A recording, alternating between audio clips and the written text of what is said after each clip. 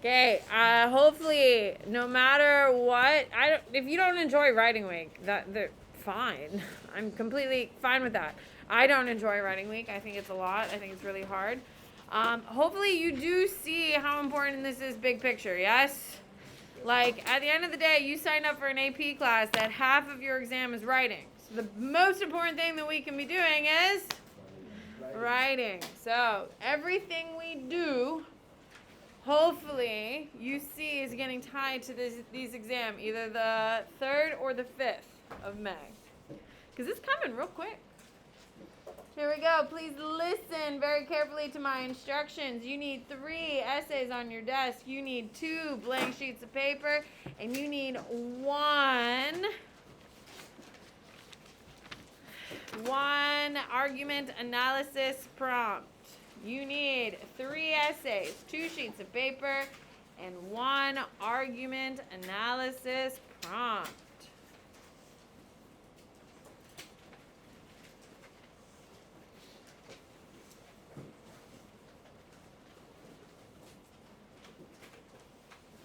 Okay. Let's talk homework first so we know what we're working for. For period 4, I got through planning all of 1 entirely, and I got a heavy start on number 2. 6th period, I got through planning a majority of 1, and that was it. Let's be like period 4, yes? Let's move quickly, and I can help you.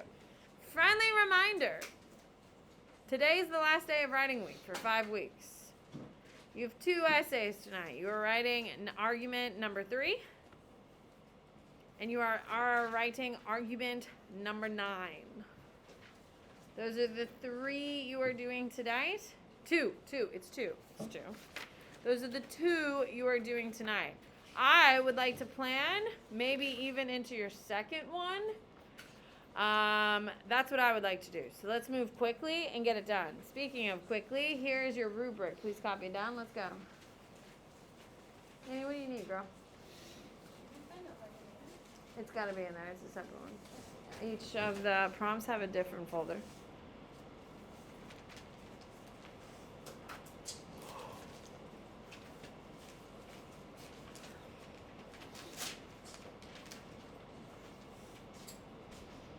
Now, Annie, getting down the rubric is more important, but I did pass out all of week 26 content.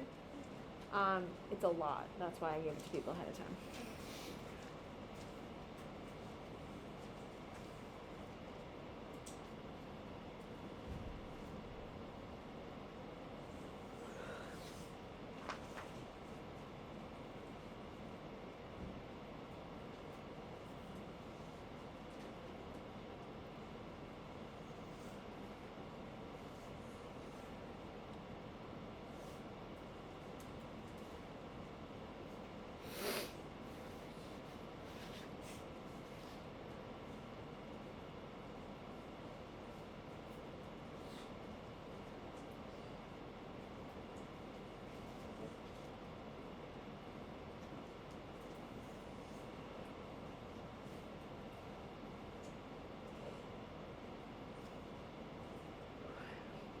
You have like 45 seconds.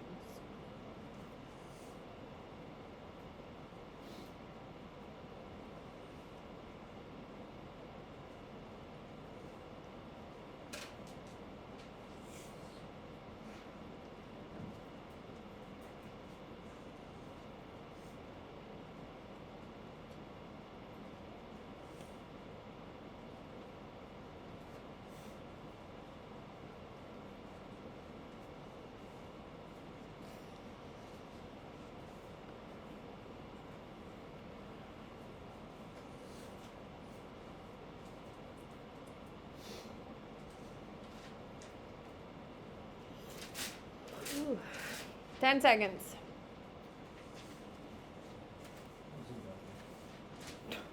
Sure, David. I will happily personally grade your essay. 3, 2, 1. Put your rubric on top of your essay and hand it to someone who has not graded a single one of your essays yet. Make sure your name's on it. Let's do that. Which one is it? Oh, quantitative number 3.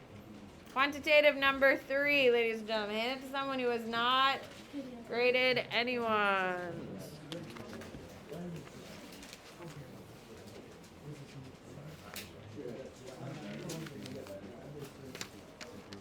Are you staying or going, David? Cool. All right, here we go. Of course, you have put your name at the bottom of the new rubric. Put your name at the bottom so I know who is grading who, please. Here we go. Now, if you look at the prompt, this is what it looks like. Here we go. Using using the data in the graph, describe a pattern in the data for Russia between 2000 and 2018. Explain a possible reason for this pattern. Ladies and gentlemen, I cannot stress that, of course, you have to restate the prompt. Like, if you're missing those points at this point, like, what are you doing? You have to describe the pattern. Is this charts? They're giving you information. You have to reference the chart, and it tells you to use the data in the graph. Describe the pattern. It's asking you to actually direct your attention to the chart. So you cannot score a point on this unless you reference the damn chart. So people were not doing that all day today. And finally, you need to correctly explain why the data reflects this pattern. You have to explain a connection example. You have to tell me a connection to Russia, content that you've learned about Russia. That's how it works. All right, here we go. So when you look at the pattern of data here, 2000 to 2018, overall it stays pretty high except for a big jump down from 2004 to 2008. Okay? Or you could talk about from 2008 to 2012, how it jumps up. You don't always have to look at the negative. You could look at the positive or the growth. I'm telling you that you need to tie it to the country for a specific reason. The best answer that I've heard today is that Putin is no longer, is not elected for president. For 2008, it goes to the different guy so he could rotate it out. So United Russia was not as enthusiastically supporting. It's a bomb answer. Okay? So you could also say the difference between 2008 to 2012 is that Putin rallied United Russia behind him to pull up those numbers. Yes? Hello? Okay? Those are the types of things that we are looking for. Manipulating the information that you confidently know about a country to try to make it work.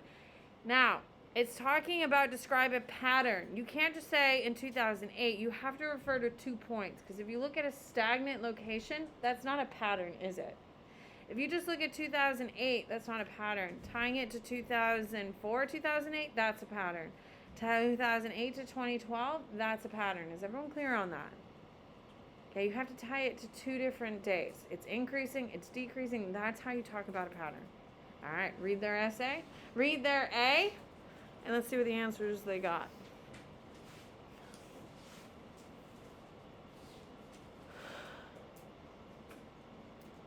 Desmond.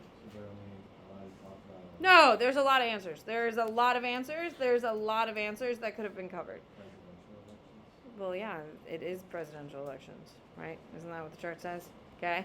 So there's a lot of other answers that you just don't have to refer to Russia United. I will tell you right now, A was the hardest one of all of them. Can we agree? This is the hardest one. A lot of people are going to falter on these and rally the points back. Does anyone have a good one in front of them? Caesar, let's hear it. A reason for this, can we finish from the top? Yeah, let's do the whole thing. A pattern in the data for Russia between 2000 and 2018 is that overall voter turnout is negatively low, or one voter turnout are negatively low.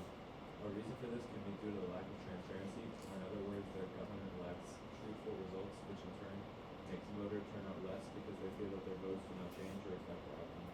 Perfect. I'll take it all day. Keep in mind, ladies and gentlemen, their answers should not be talking about how the Soviet Union fell in 1991. Why is that not relevant to this chart? Sophia? Well, yeah, this chart starts in 2000. So if they're just referring to the Soviet Union falls in 1991, pull it. It's not going to score because it's nothing to do with what we're talking about. Okay? Now, when we're talking about the power shift between Yeltsin and Putin is also a very good reason you can kind of pull through. Okay? High voter turnouts because you had 2 credible candidates. It's going to drive up. You didn't have any credible politicians in 2008 because it was a sham. It was a power grab by Putin. Okay? Those are things that you can argue. Any questions on A? A was the hardest part by far. And I'm assuming most of you lost points on it because I've been seeing it all day, which is fine. There's other points to get. People have still done really well. All right, here we go. B, using the data in the graph and your knowledge of AP comparative government politics, draw a conclusion about authoritarianism in Russia between 2000 and 2018.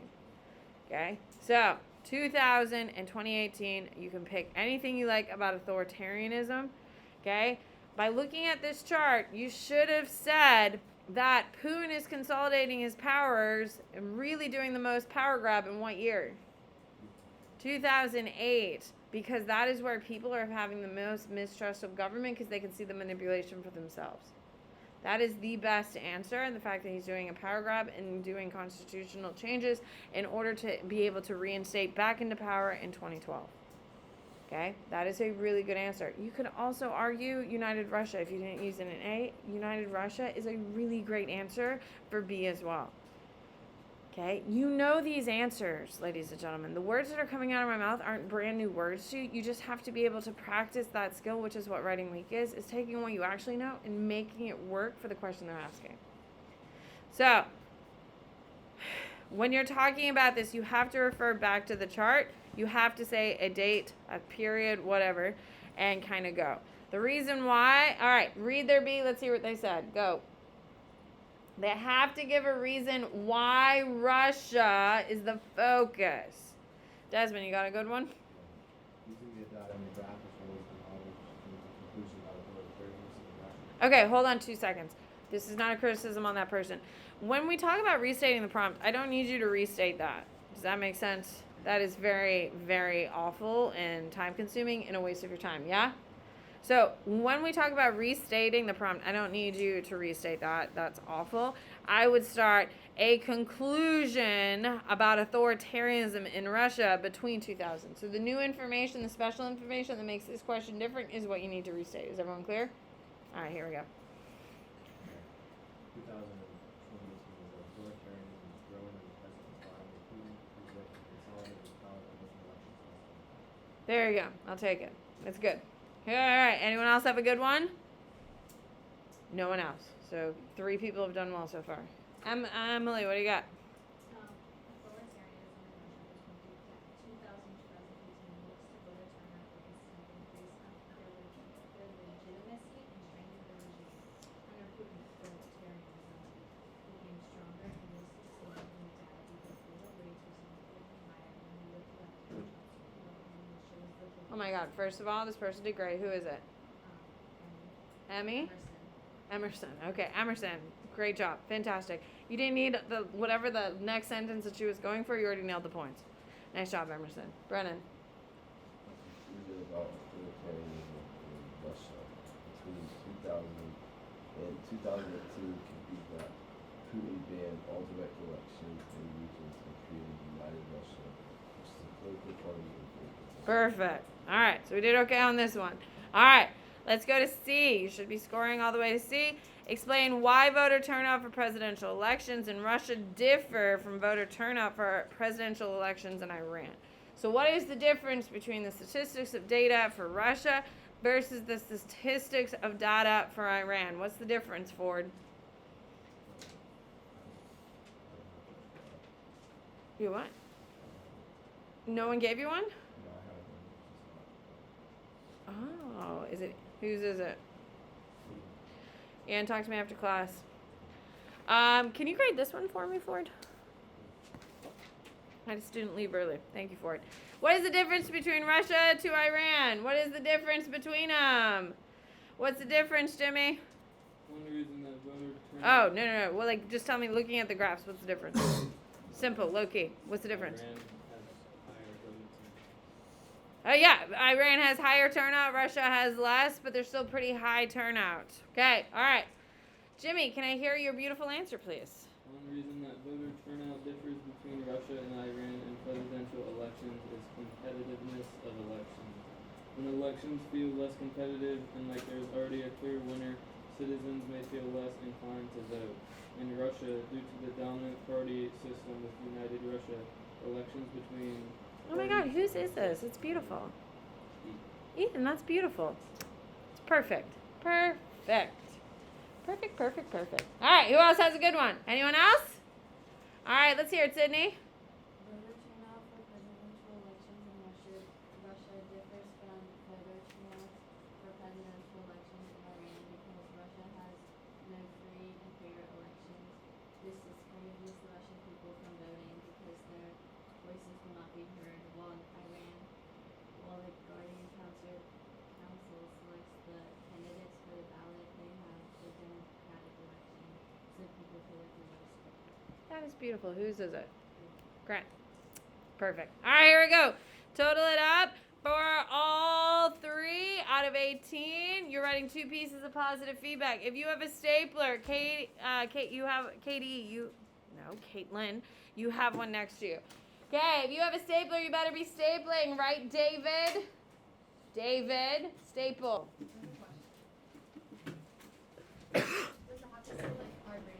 No, I just need one. Those people showed off. I just need one difference between them. Yeah, I don't need both. So it doesn't mean to say how Russia's different than like whatever. If you wanted to focus on just Iran, as long as you do one of those countries, because in Iran they do, that scores. So if you have a stapler, Riley, you have one next to you, pass it to someone else. Sure, David. Total it up. You are writing 2 positives. Pass it behind you, Lucas. Doesn't that make the most sense? That's what I meant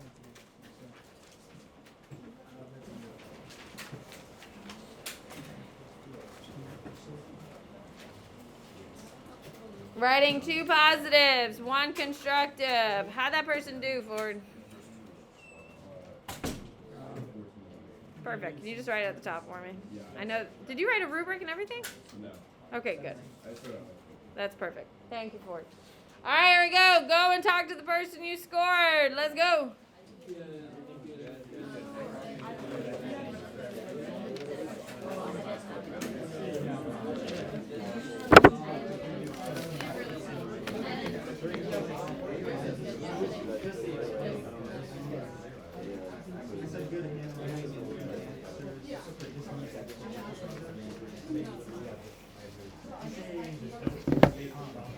Three. Oh, thank you, Ford. 3, 2. I just accepted it. Oh, God. What is the matter, Emily? You just accept what? What are you just accepting? That like I couldn't find that grade of evidence for A. Oh, yeah, it was a hard question. That was a hard question, absolutely. Why 100%. I accepted that I never answered. There's still lots of points going into the grade book. Have you noticed? Yeah. Okay. Here we go. Please pass. Let's go. Grant, your graded rubric, please. Only your graded rubric. Don't just hand him one. Hand a clump before you hand him anything. He doesn't need to touch each paper individually. Right, Brennan?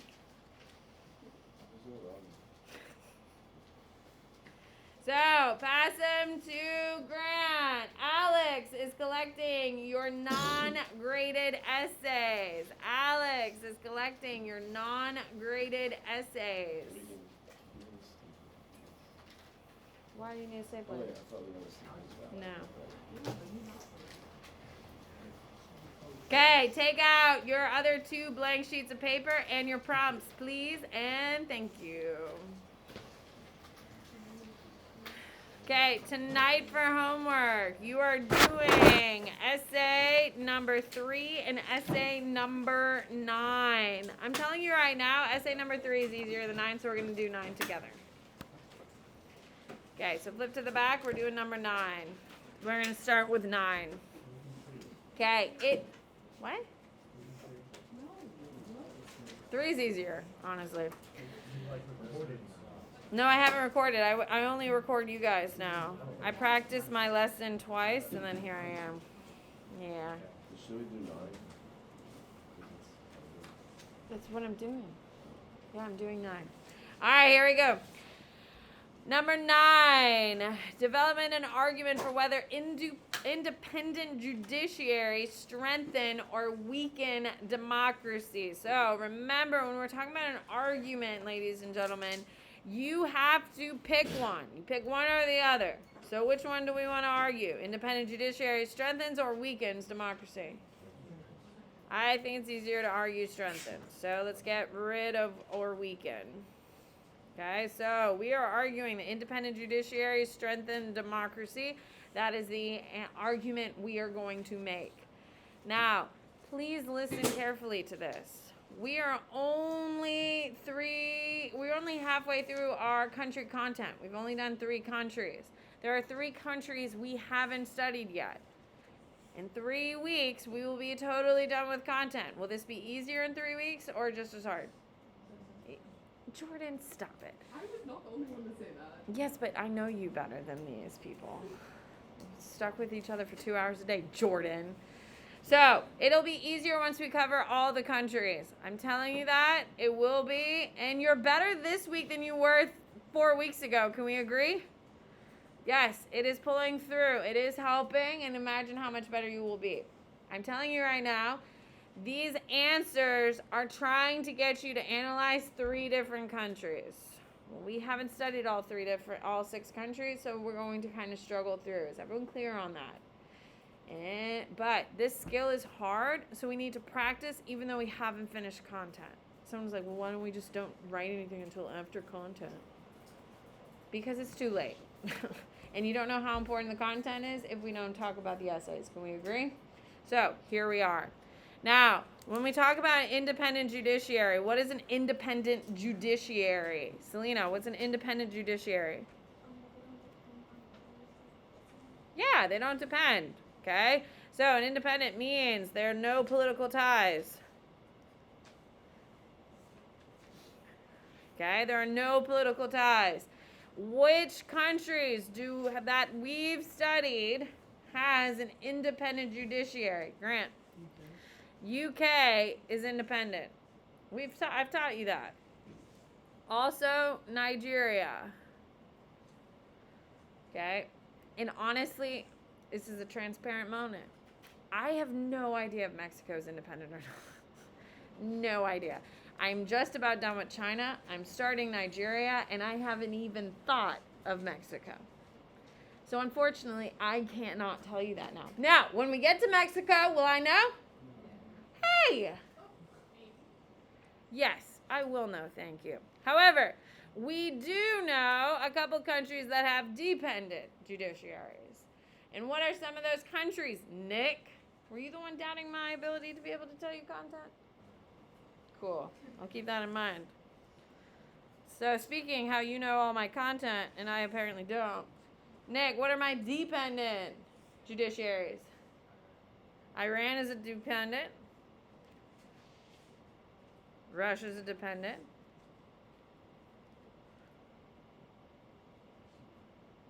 There is more. China is a dependent as well. And honestly, the only one missing on the list is Mexico because honestly, I just don't know. Okay, so with that being said, once we get through all 6 countries, it will get easier. So let me tell you, this is different from all the other essays we've written this week. So let me remind you of a couple of things. You need to write 4 paragraphs. This is a 4-paragraph essay. The first one is a thesis, okay, which is restating the prompt and your 3 groups. That's it. You can handle it. Your other 3 content paragraphs are content. So you are analyzing all of your 3 groups. So let's talk about your content paragraphs because that's where all the points are. Content paragraph. Okay? You need to obviously restate prompt. Okay? You need to answer the question directly. Okay? You need to explain why your answer is correct with country information. What? What's the second one said? Answer the question. Next one is you need to have vocab, ladies and gentlemen. Like, you have to use vocab terms. Okay? That's the whole reason why we do it. And it should be specific country terms. Okay? So when I say collective conscious, what country is that? UK. If they don't agree, they have to step out and remove themselves. Okay? And then finally, you have to tie it back to prompt. This is the basic format of your essay. You do this 3 times for every content paragraph. Each of these is not its own sentence. That's not it at all. This is literally one sentence. In your explaining why you're right, could be 1. If it's really long, it could be 2. And then this one should be your own sentence. Is everyone clear? Okay, tying it back. Like, this is why this answers the prompt. That should be its own sentence to just make sure you nailed the point home. Is everyone clear on the formatting? Are we happy, Jimmy? Perfect.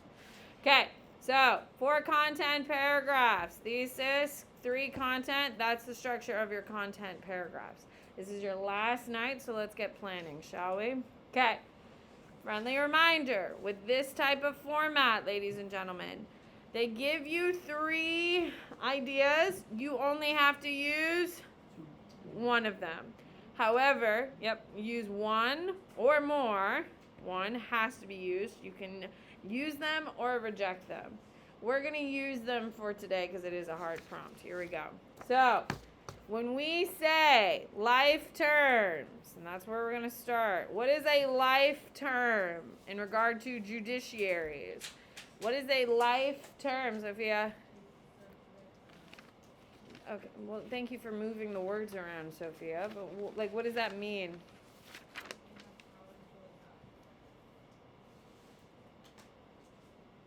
No. We need a little bit more clarity here. Ethan. No term limits is slightly better. What does that mean, guys? What don't they have to do? Yes, there's no election to worry about.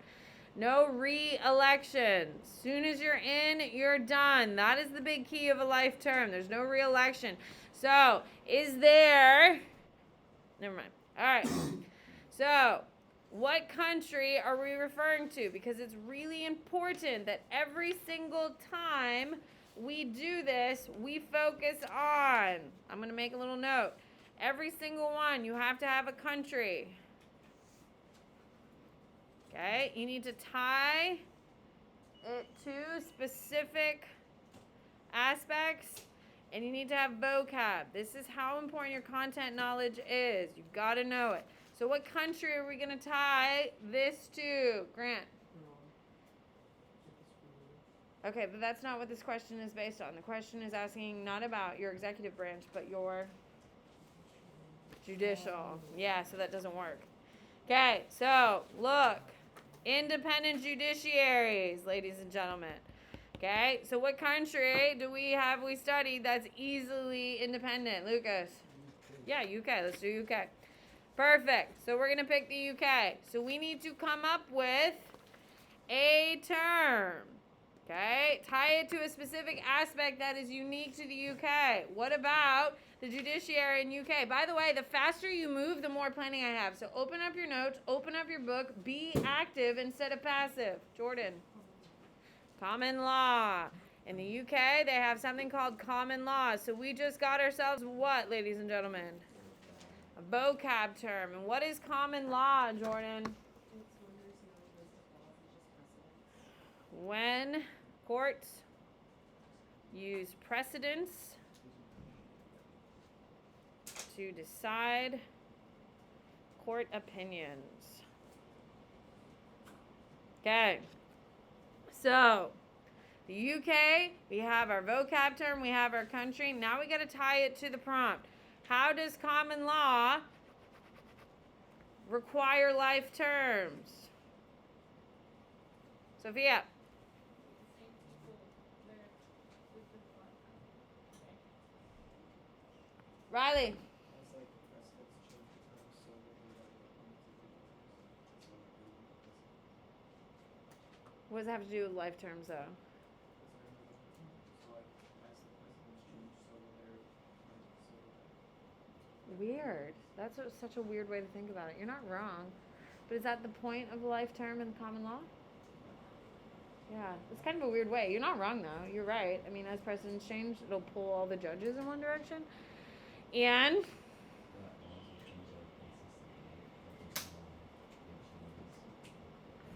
okay, guys, hello. Let's look at the prompt. We're independent judiciary, strengthen democracy. So, how does the UK, using common law with life terms, strengthen the democracy of the UK?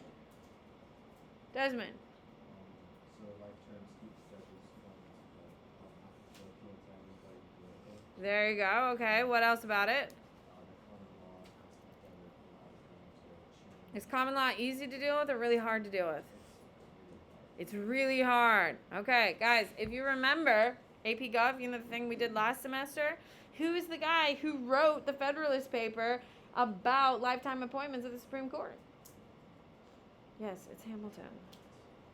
You do know you have a test that's all about APGov, and it's coming. Okay, life appointments. Life term. Okay? Due to academic burden of common law, using life terms, allow the most confident and most competent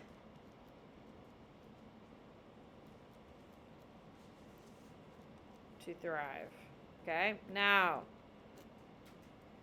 how does this? This is what you're missing. There is one piece that I haven't written about. And what haven't I done yet? Huh? Yes, I'm leaving that alone. How does it strengthen democracy? Sophia. No, there's no legitimacy here. What do you got, Desmond? Okay, the only problem is that if you look on your little sheet, rule of law is something we're discussing, so I wouldn't do it twice.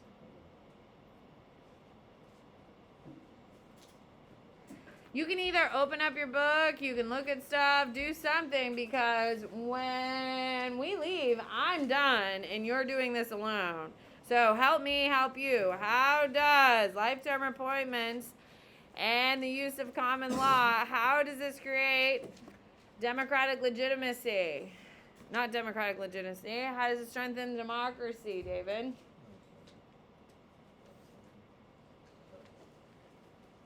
Caesar. Because like the precedents have to slowly change, so you can't just make like these humongous and sudden shifts. There you go. Precedence has to slowly change.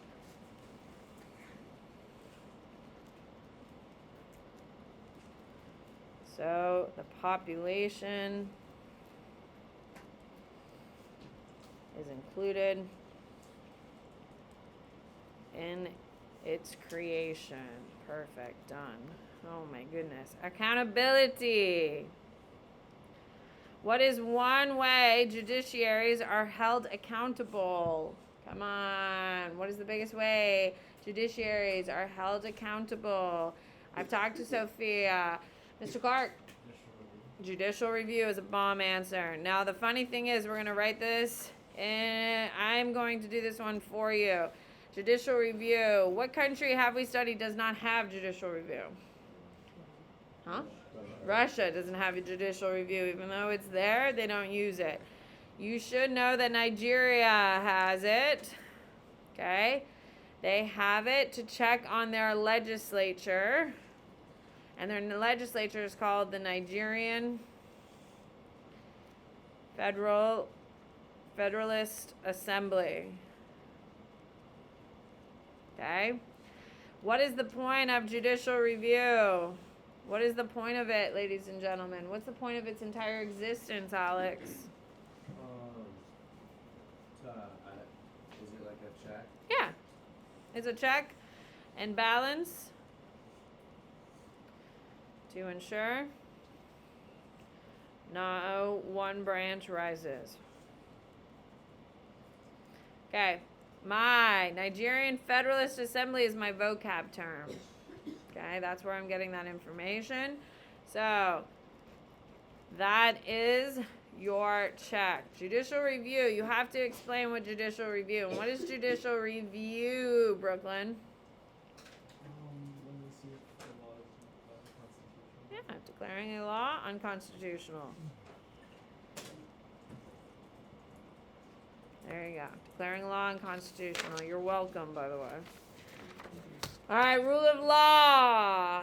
What does rule of law mean? What is rule of law, Nick?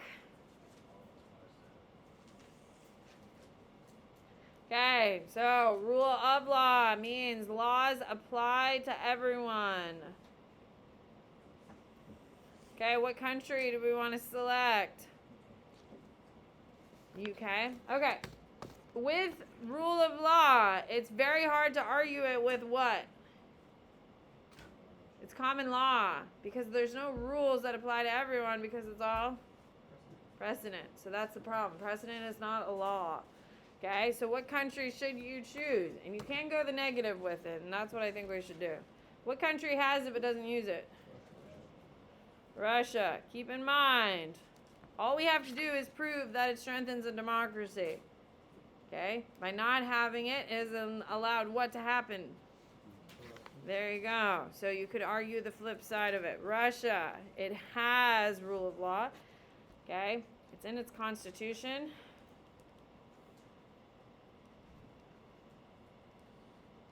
But not used.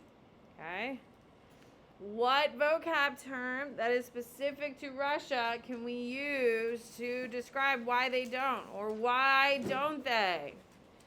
What presidents used it, got rid of it, so they could use something else? Ethan? Poon and who else? Who's before Poon? Yeltsin. Poon and Yeltsin use rule by law. Okay, and what is a nice term that we can use? What did they use to create? Yeltsin creates it, Putin solidifies it. Come on, there's like 4 words you people really need to know for each one. Oligarchs. Okay, and oligarchs are there to create favor. Okay, how does this tie back to the prompt? Who can pull it through? Lucas, how does it tie back through the prompt?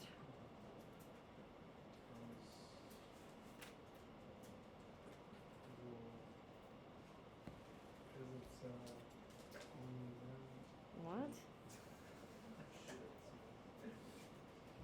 If you're going to waste my time, I can waste yours.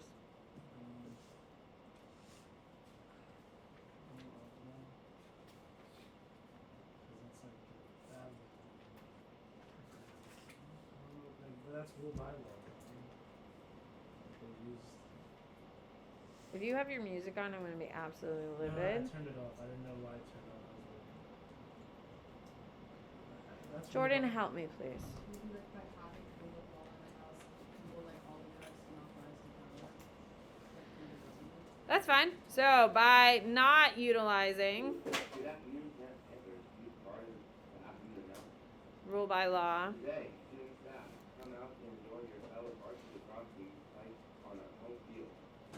okay, by not utilizing rule by law, it has created an authoritarian regime. Okay, that has grown to dismantle all democratic aspects of its hopeful, I hate that kid, of its hopeful democratic dreams. Okay, so we are arguing the reverse, but saying because rule of law is not followed, it is allowed. Now, when we get through all 6 of our countries, each of these 3 are beautifully identified in 3 countries. Does that make sense? Hello? Right now, since we only know 3 really well, it's kind of hard to argue through. All right, let's look at 3 real quick. Develop an argument as to whether elections or protests are more effective at producing change in government. Which one do you want to pick? You think elections? I think protests are going to be easier to explain. Okay, so protests. Okay, I think protests are going to be the easier ones. Protests are more effective in producing change in government. Okay, corruption. What country should you immediately think? Russia. Okay, I would argue Russia here very easily. Now, what is a protest in Russia about corruption?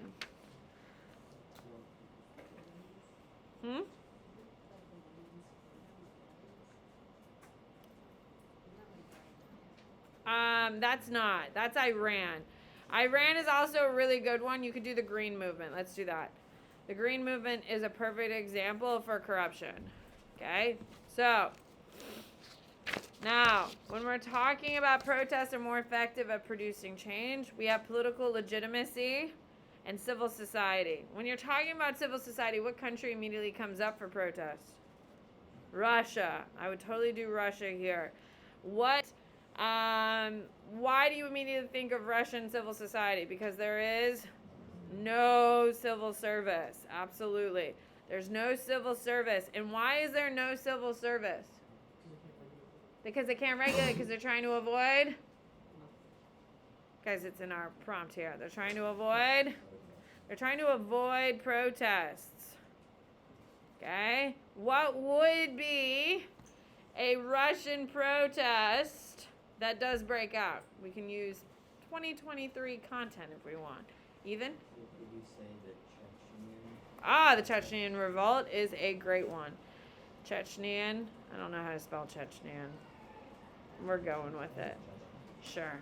We're going to go Chechnyan is a good one. Now, when we talk about political legitimacy, which one are you want to do? Political legitimacy, you could argue UK. You could argue UK. When do we see protests in the UK? They do like to protest. That is totally true. But what major event is really nice to refer to? Brexit is a really good one. And what's going to have outcome? Well, yeah. But how is protest? Brexit is a good one, UK. I'm telling you right now, you do need to work through these. Okay? You need to air these out. And the most important thing that you can do is really pull it back. Do you have answer the question? Did you explain a correct specific example? Did you cite good vocab? I just did a really rough planning for you. Can we agree? There is some things you do need to flesh out here, but I did definitely push you in the right direction. Can we agree? All right, we're done. Yeah, green voc is vocab for sure. I'm trying to help you. What's up, Nick? So I would come tomorrow, but